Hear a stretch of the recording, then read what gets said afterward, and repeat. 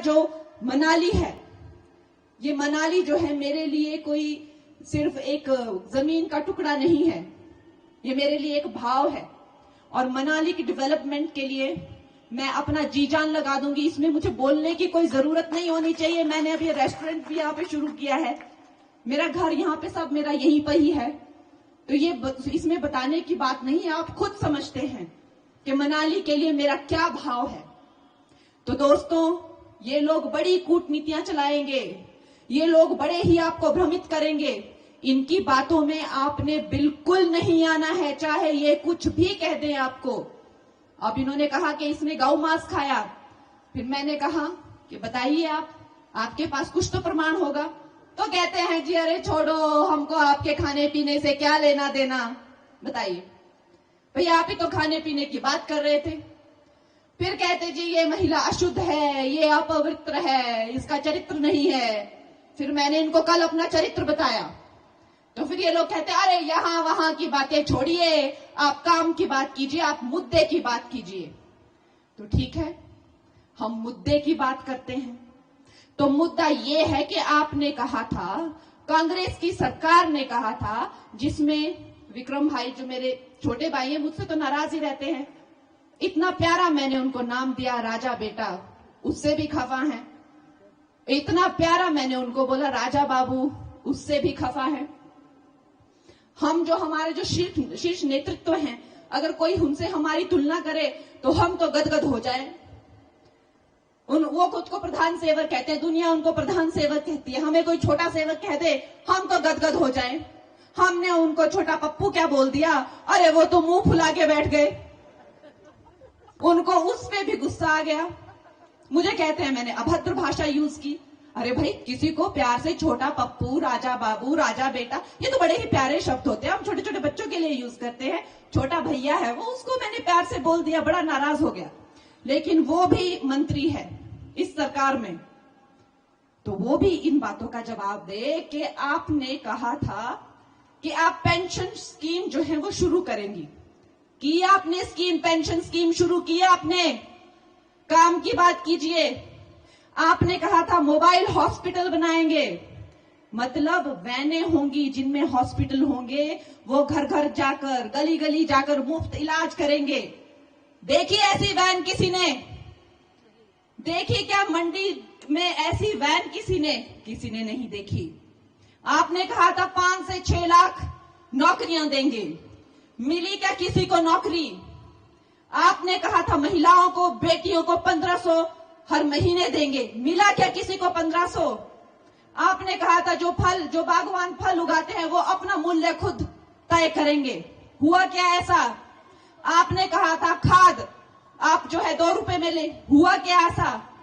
अरे विक्रम भैया, आपसे काम की बात करें तो आप उल्टी बात करते हैं, और जब आपसे उल्टी बात करें तो आप कहते हैं हमें सीधी बात करनी है। तो आपसे बात कौन सी करें? काम की बात अगर इस देश में कोई करता है, काम कराने की बात अगर इस देश में कोई करता है, करके दिखाता है, और डंके की चोट पर गारंटी बोल के शुरू करता है और गारंटी से डिलीवर करता है, तो वो एक ही है, और वो है नरेंद्र मोदी। नरेंद्र मोदी की गारंटी अभी इस पूरे देश में चल रही है, पूरे देश में लहर है। दोस्तों, उस लहर से हमें जुड़ जाना है, किसी भी तरह अब हमें चूकना नहीं है। देखिए इनके कुकर्म कैसे हैं, 18 महीने में ही लड़ मर के इन लोगों ने क्या सत्यानाश कर दिया। अभी इलेक्शन पे इलेक्शन होंगे तो सरकार चलाएंगे क्या, काम क्या करेंगे ये लोग? इन बातों पे विचार करने योग्य बातें हैं ये। आप इन बातों पर विचार कीजिए, और आपने एक बात इन सबको बोल देनी है कि हमारी जो मंडी की बेटी है और हमारी जो कांग्रेस की जो है वो महिला विरोधी सोच है, आपने सबने उनको मुंह तोड़ जवाब देने हैं कि मंडी की बेटियों के बारे में और मंडी की महिलाओं के बारे में इन्होंने फिर से अगर ऐसी अभद्र टिप्पणी की कांग्रेसियों ने कि इनके क्या भाव हैं, इनके चरित्र नहीं है ये, तो आपने बोलना है कि हमारी बेटियों के बारे में आप कतई ऐसा मत बोलिए, आपको यहां से जमानत जब्त हो जाएगी अगर आप ऐसी अभद्र बातें करेंगे। बाकी आपसे तो मेरी बातें होती रहेगी। और दोस्तों, कभी आपने ये अपने मन में ये नहीं रखना है कि हम कंगना से कैसे मिलेंगे, कंगना तो अभिनेत्री है, हमारी सेवा करेगी कि नहीं, हमारे काम करवाएगी कि नहीं। ऐसा नहीं होता है। देखिए, जिस जिस वक्त की जो जो डिमांड होती है वो वक्त वैसा ही होता है। हम हमेशा, चाहे वो महिला के जीवन के चरण हो, चाहे वो पुरुष के जीवन के चरण हो, जब आप स्कूल जाते थे तो आप कुछ काम करते थे, फिर आपकी शादी हुई तब कुछ, फिर आपकी नौकरी लगती है तब आपके कुछ अलग रिस्पॉन्सिबिलिटीज ड्यूटीज होती हैं, फिर अगर आप अपना बिजनेस चलाएं तो कुछ, फिर आप अगर समाज सेवा में आ जाएं तो कुछ। तो ये तो एक जीवन के कई चरण होते हैं जो हर मनुष्य के जीवन में होते हैं।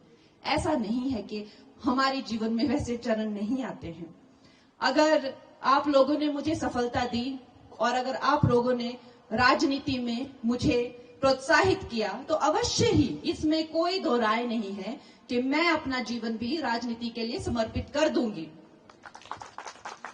आप लोगों को इस तरह से हमें यहां से लीड मिलनी चाहिए कि दिल्ली तक ये बात गूंजे कि कंगना को मनाली से ऐसी लीड मिली थी कि ऐतिहासिक लीड थी कि अगर मेरी मनाली की कोई भी फाइल अगर कहीं दिल्ली के किसी बेंच पे जाए या मेज पे जाए तो लोग उसे वहां से हटाने से पहले और हिलाने से पहले 10 बार सोचे कि ये वही मनाली के लोग हैं जिन्होंने हिमाचल प्रदेश में सबसे ज्यादा लीड देकर भाजपा को, बीजेपी को जिताया था। जय हिंद, जय श्री राम।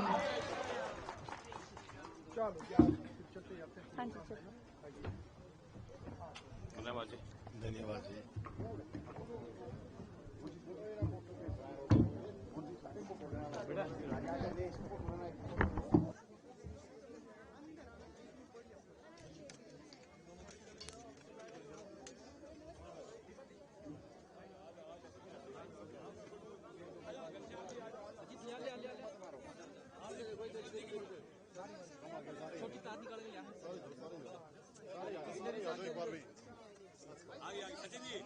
छोटी